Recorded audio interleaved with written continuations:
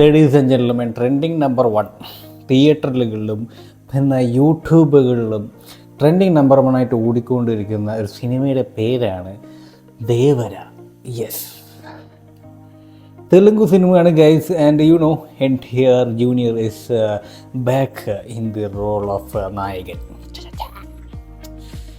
Cinema കണ്ട് കട്ടപ്പ എന്തിനാണ് ബാഹുബലിയെ കൊന്നത് എന്നത് നമുക്ക് എല്ലാവർക്കും മനസ്സിലായി. അതേ ക്ലിഫ് ഹാങ്ങറിൽ വച്ചിട്ട് ഈ പടവും കൊന്നു നിർത്തി. ഞാൻ എന്തിനാണ് അവനെ കൊന്നത് എന്നതിനുള്ള കാരണം നിങ്ങൾക്ക് വ്യക്തമായിട്ട് അറിയണമെങ്കിൽ പാർട്ട് 2 ഞാൻ വരും. അടുത്ത 300 കോടി ബഡ്ജറ്റുമായിട്ട് ഞാൻ വരും. ആ പടം ഇറക്കും. എന്നിട്ട് നിങ്ങൾക്ക് മനസ്സിലാക്കാം മൊത്തം സ്റ്റോറി ലൈൻ എന്താണെന്നുള്ളത്.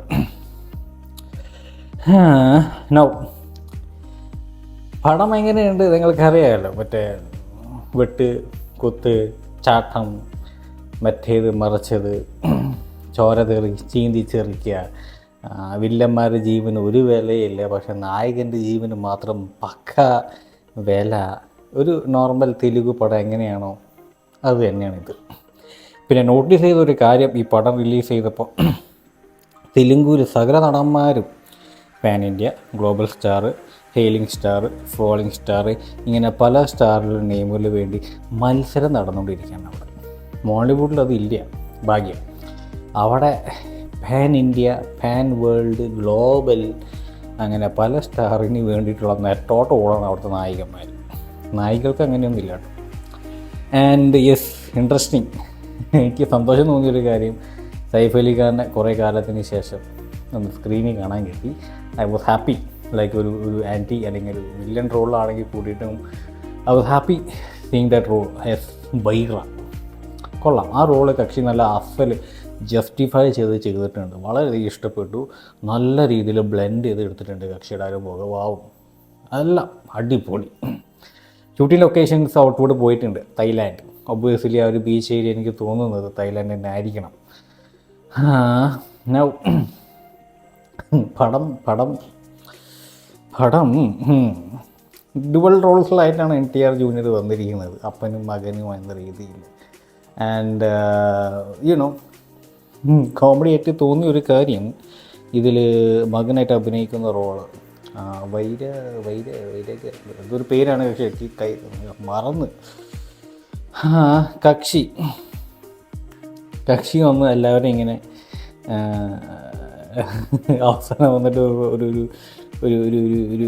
സീനുണ്ട്. അതിൽ പറയുകയാണ്, ഞാൻ നിങ്ങളെ വിഡ്ഢികളാക്കിയതല്ല, ഞാൻ വിഡ്ഢിയായിട്ട് അഭിനയിച്ചതാണ്. കാരണം അറിയണമെങ്കിൽ യെസ്, ഒബ്വിയസ്ലി പാർട്ട് 2 ഞാൻ പറയുന്നതായിരിക്കും. സോ ആ കഥയും കൂടി നിങ്ങൾ സിനിമ വേണ്ടി വെയിറ്റ് ചെയ്യുക. എപ്പോൾ റിലീസ് ചെയ്യുന്നുള്ളത് അവർക്ക് അറിഞ്ഞൂടാ.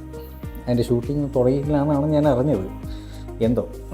ബട്ട് എനിവേ, റോൾസ് അപ്പാർട്ട്, ഒരു ഓഡിയൻസ് എന്ന നിലയിൽ നോർമൽ തെലുങ്ക് മൂവി കാണുന്ന ലാഘവത്തോട് കാണാൻ പറ്റിയ നല്ലൊരു സിനിമ തന്നെയാണ് ഒബ്വിയസ്ലി. ആൻഡ് കഥ ഇവിടെ അവസാനിക്കുന്നില്ല. ഒരു KGF ഫീലാണ് തുടക്കത്തിൽ തന്നെ ഫീൽ ചെയ്തത്. ഒരു 1996 ക്രിക്കറ്റ് വേൾഡ് കപ്പ് വരുന്നു. സോ ഗവൺമെൻറ് ഒന്ന് ജാഗ്രത പുലരാകുന്നു. ഇവിടുത്തെയുള്ള സകല സ്മഗ്ലേഴ്സിനെയും മറ്റ് ആൾക്കാരെയൊക്കെ ഒന്ന് ഒതുക്കണം. കാരണം അവരെങ്ങാനും വല്ല നൂലാമാല കുൽപ്പിച്ച് കഴിഞ്ഞാൽ പിന്നെ പ്രശ്നം ഗവൺമെൻറ്റിനാണുള്ളൂ. സോ അതിനു വേണ്ടി ഇറക്കുന്ന ഒരു ടാസ്ക് ഫോഴ്സാണ്. ഒരു കള്ളന് ചേസ് ചെയ്ത് കണ്ടുപിടിക്കാൻ നോക്കുമ്പോഴാണ് ഈ ഒരു റെഡ് സീ, ചെങ്കടൽ, നമ്മുടെ അറബിക്കടൽ ചെങ്കടൽ ഇല്ല എന്നാണ് എൻ്റെ ഒരു ഇത്. പക്ഷേ ഈ സിനിമയിലുണ്ട്, ഈ ഒരു യൂണിവേഴ്സിലുണ്ട്. സോ ആ ചെങ്കടലിലെ സ്മഗ്ലേഴ്സിന് വേണ്ടി തപ്പിയിട്ടാണ് ഈ ഒരു അണ്ടർഗ്രൗണ്ട് കോപ്സ് വരുന്നത്. അവരാദ്യം സൈഫ് അലി ഖാൻ്റെ അടുത്ത് എത്തും, ബൈറേൻ്റെ അടുത്ത് നല്ല ഇടി കിട്ടിയിട്ടാണ് ദേവരെ തപ്പി വരുന്നത്. ദേവരെ തപ്പി വരുമ്പോഴാണ് മറ്റേ നിന്ന് ദേവരയുടെ ഹിസ്റ്ററി മൊത്തം പറഞ്ഞു കൊടുക്കുന്നത്. വാട്ട് ഹാപ്പൻ ടു ഹിം, അവൻ എവിടെ, എന്തുകൊണ്ട് അവൻ ഇങ്ങോട്ട് വരുന്നില്ല എന്നുള്ള കഥ മൊത്തം പറയുന്നത്. എന്നിട്ടാണ് അവസാനം ക്ലിഫ് ഹാങ്ങർ, എന്തിന് കട്ടപ്പ ബാഹുബലിയെ കൊന്നു എന്നുള്ള ആ സീനോട് കൂടി ദി എൻഡ്. പാട്ടുകളൊക്കെ കൊള്ളാം. അനിരുദ്ധ് കയറി കസറിയിട്ടുണ്ട്. BGM, യെസ്, ആ ഫേമസ് BGM ക്ലൈമാക്സിനോട് ചേർന്നിട്ട് ആണ് നിനക്ക് ഫീൽ ചെയ്യാൻ പറ്റുക. അതുവരെ വെയിറ്റ് ചെയ്യണം. 2:45 ദൈർഘ്യമുണ്ട് സിനിമ. സോ ആ BGMന് വേണ്ടി വെയിറ്റ് ചെയ്തിരിക്കുകയാണെങ്കിൽ yes, you need to wait till the climax. And comedy ആയിട്ട് പറയണോ അല്ലെങ്കിൽ നല്ലതായിട്ട് പറയണോ എന്ന് അറിഞ്ഞുകൂടാ. ഇതിൽ ദേവയുടെ മകനായിട്ട് അഭിനയിക്കുമ്പോൾ പക്ഷേ കടലിൻ്റെ അടിയിൽ കൂടെ ഇങ്ങനെ ഡോൾഫിനെ പോലെ ഇങ്ങനെ ചാടി പോകുന്ന സീനൊക്കെ ഉണ്ട്. പണ്ട് ഏതോ ഒരു സിനിമയിൽ ഹോളിവുഡിലാണോ ബോളിവുഡിലാണോ എന്ന് അറിഞ്ഞു. യെസ്, ഐ തിങ്ക് ബോളിവുഡ് ആരോ അങ്ങനെ അഭിനയിച്ചിട്ടുണ്ട്. അത് ഇഷ്ടം പോലെ ട്രോളുകൾ എടുത്ത് വാരിയിട്ടുണ്ടായിരുന്നു. ഓർമ്മ കിട്ടുന്നില്ല. ചാടി ചാടി ചാടി ചാടി ഐ തിങ്ക് ഇത് ഹോളിവുഡ്. ഓർമ്മ കിട്ടുന്നില്ല. കിട്ടുകയാണെങ്കിൽ നിങ്ങൾ എന്നെ അറിയിക്കും. ബട്ട് എനിവേ, തിയേറ്റർ എക്സ്പീരിയൻസ് മസ്റ്റാണോ വേണ്ടയോ എന്നുള്ളത്. യെസ്, ഇതിൻ്റെ മ്യൂസിക് BGM ഒക്കെ എക്സ്പീരിയൻസ് ചെയ്യണമെങ്കിൽ അടിപൊളി തന്നെയാണ്. ആൻഡ് ഇഷ്ടപ്പെട്ട ഒരു കാര്യം ഇതിൽ ദേവരുടെ മകൻ ആ ഒരു ട്രാൻസ്ഫോർമേഷനാണ് എനിക്ക് ഇഷ്ടപ്പെട്ടത്. ഇവർ ആ ഒരു ആയുധപൂജയ്ക്ക് വേണ്ടിയിട്ട് ഈവൻ മെറ്റയിൽ എന്തൊക്കെ മയക്കുമരുന്ന് മിക്സ് ചെയ്ത് മറ്റവനായിട്ട് ജയിക്കുന്ന ഒരു സീനുണ്ട്. പിന്നീടാണ് ആ സീൻ യഥാർത്ഥത്തിൽ എന്താണ് സംഭവിച്ചതെന്നുള്ളത് വേറൊരു സീൻ കാണിക്കുന്നത്. ആ ഒരു ട്രാൻസ്ഫോർമേഷൻ എനിക്ക് വളരെയധികം ഇഷ്ടപ്പെട്ടു. ലൈക്ക് ഒരു ഓഡിയൻസ് എന്ന നിലയിൽ ആ ഒരു രോമാഞ്ചം ഫീൽ ചെയ്യുന്ന ഒരു എഫക്റ്റ് ഉണ്ടല്ലോ, അതൊക്കെ വളരെ ഇഷ്ടപ്പെട്ടു. ആൻഡ് പുറത്ത് നടക്കുന്ന ആ ഒരു റൂമേഴ്സ് വെച്ചിട്ട് ആൾക്കാർ 2.5 ഔട്ട് ഓഫ് 5 സ്റ്റാർസാണ് കൊടുത്തുകൊണ്ടിരിക്കുന്നത്. എല്ലാവർക്കും ഇഷ്ടപ്പെട്ടിട്ടൊന്നുമില്ല. എല്ലാവരും ചിലവരൊക്കെ ഒരു നോർമൽ തെലുങ്ക് മൂവിയിൽ നടക്കുന്ന സംഭവ വികാസങ്ങൾ തന്നെയാണ് ഇതിൽ നടത്തിയിരിക്കുന്നത്, വേറെ ഒന്നും നടന്നിട്ടില്ല എന്നാണ് അവർ പറയുന്നത്. കുറച്ച് പേർക്ക് ഇഷ്ടപ്പെട്ടു. നല്ല ആക്ഷൻസ് ഉണ്ടായിരുന്നു, നല്ല സോങ്സ് ഉണ്ടായിരുന്നു. ആൻഡ് ഒബ്വിയസ്ലി നായിക നല്ല വെളുത്ത് തുടുത്തിട്ടാണ് വന്നിരിക്കുന്നത് എല്ലാ സിനിമകളിലും പോലെ.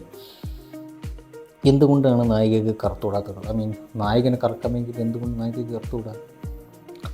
ആ ഒരു ക്ലാസിഫിക്കേഷൻ മാറ്റേണ്ട സമയമായി. മോളിവുഡിൽ അതൊക്കെ കടന്നു പോയി കഴിഞ്ഞു. തെലുഗു സിനിമയിലും അതുപോലെ സമയം അതിക്രമിച്ചിരിക്കുന്നു എന്നാണ് ഞാൻ എൻ്റെ കണ്ടുപിടുത്തം. So guys, in A nutshell കാണാം കണ്ടിരിക്കാതെ സഹിക്കാവുന്നതൊക്കെ ഉള്ളൂ. ആൻഡ് യെസ്, എടുത്ത് പറയേണ്ട ഒരു കാര്യം, നമ്മുടെ Malayali actors Narine and Shine Tom Chacko ഇതിൽ അഭിനയിച്ചിട്ടുണ്ട്. ഷൈൻ ടോം ചാക്കോ ആ യൂഷ്വൽ ഗോസ്റ്റ് സ്റ്റൈൽ തന്നെയാണ് ഇതിൽ അഭിനയിച്ചിരിക്കുന്നത്. ഒരു കണ്ണൊക്കെ അടിച്ച് കുറച്ച് പോകുന്നതൊക്കെ ഉണ്ട്. ആൻഡ് തുടക്കത്തിലൊരു സീനിൽ ഒരു കാർഗോ ഷിപ്പിൻ്റെ മേലെ ഇരുന്ന് ബീഡി വലിച്ചുകൊണ്ടിരിക്കുന്ന ഒരു സീനുണ്ട്. അതിൽ NTR ഇങ്ങനെ സ്പൈഡർമാനെ പോലെ ഇങ്ങനെ ചാടി വന്ന് ഇങ്ങനെ വാരിക്കൊണ്ട് പോകുന്നൊരു സീനുണ്ട്. എനിക്ക് അറിഞ്ഞുകൂടാ സ്പൈഡർമാൻ പോലെ അവൻ എങ്ങനെയാണ് ആ ഒരു വെബ് ഷൂട്ട് ചെയ്തിട്ട് എന്തുമാണ് ആ വെബ് ഷൂട്ട് ചെയ്തതാണ് എനിക്കൊരു പിടുത്തം കിട്ടാത്തത്. So strange. പടത്തിലല്ലേ, പടത്തിൽ അങ്ങനെയൊക്കെ പലതും സംഭവിക്കും. ട്രോളാൻ നിന്ന് എനിക്ക് ഇഷ്ടം പോലെ പോയിൻറ്റ്സ് ഈ സിനിമയിലുണ്ട്. ബട്ട് കണ്ടിരിക്കുക, എനിക്ക് ഇഷ്ടപ്പെട്ടു സിനിമ ഓവറോൾ. ഐ മീൻ, ബാല ആ ഒരു പേര് ആ കക്ഷിനെ അറിയാമല്ലോ. അതിനേക്കാളൊക്കെ എന്തുകൊണ്ട് ഭേദം തന്നെയാണ് ഈ ഒരു സിനിമ. കൊള്ളാം. Anyway, waiting for part 2. കട്ട വെയിറ്റിംഗ് അല്ല, എന്നിരുന്നാലും ഏകദേശം ഒരു ഊഹമുണ്ട് what's gonna happen in part 2. എനിക്ക് തോന്നുന്നത് പോലീസുകാരുടെ പണി അവൻ എളുപ്പമാക്കി കൊടുത്തു എന്നുള്ളതാണ്. ദാറ്റ്സ് വൈ ബൈറ ഇങ്ങനെ അടങ്ങി ഒതുങ്ങിയിരിക്കുന്നത്. ബൈറയുടെ അടുത്ത് എത്ര കാശ് വേണമെങ്കിൽ ഞാൻ അടുത്ത് തരാം, ഈ അമ്യൂണിഷൻസ് അല്ലെങ്കിൽ ആ ഒരു എന്നിട്ട് കാർഗോ കൊള്ളയടിച്ച് തരണമെന്ന് പറഞ്ഞിട്ട് അവൻ ഞങ്ങൾ ആരും ഇറങ്ങില്ല എന്ന് പറഞ്ഞിട്ട് നിൽക്കുന്നൊരു രംഗം എന്തുകൊണ്ടാണെന്നുള്ളത് ഊഹിക്കാവുന്നതേ ഉള്ളൂ. സോ പാർട്ട് 2 ഏകദേശം ഒരു ഊഹമുണ്ട്. പുഷ്പ 2 പോലെയല്ല.